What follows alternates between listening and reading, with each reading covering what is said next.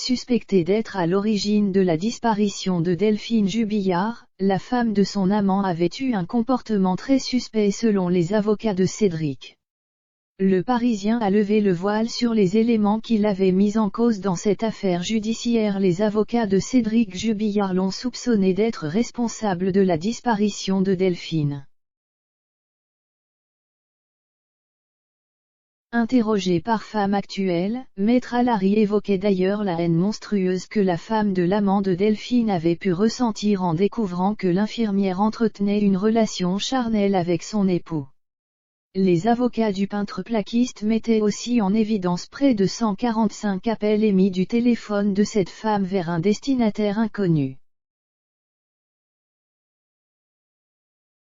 Le Parisien semble avoir dévoilé des éléments qui mettent fin aux suspicions des hommes de loi chargés de défendre Cédric Jubillard.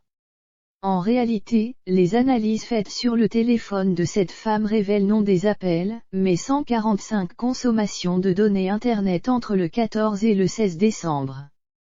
Ce terme décrit tout type d'action qui sollicite sa connexion Internet, consultation d'une boîte mail, visionnage d'une vidéo, envoi ou réception de messages écrits, conversations orales en passant par des messageries cryptées comme WhatsApp, Messenger ou Snapchat par exemple, etc.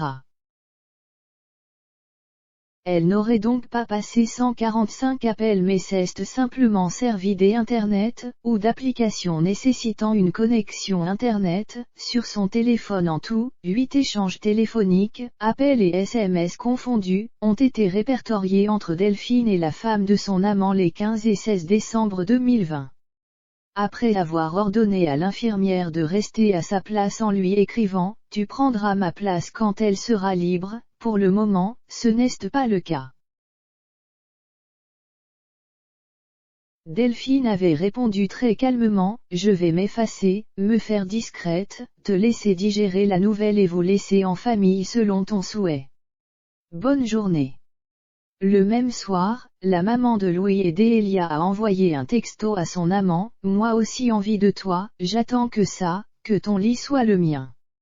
Ainsi qu'une photo d'elle en combi-short le 16 décembre 2020, jour de la disparition de l'infirmière. La femme de son amant a tenté de la joindre, en vain, et avait également contacté la gendarmerie afin de s'assurer que Delphine Jubillard était bel et bien disparue.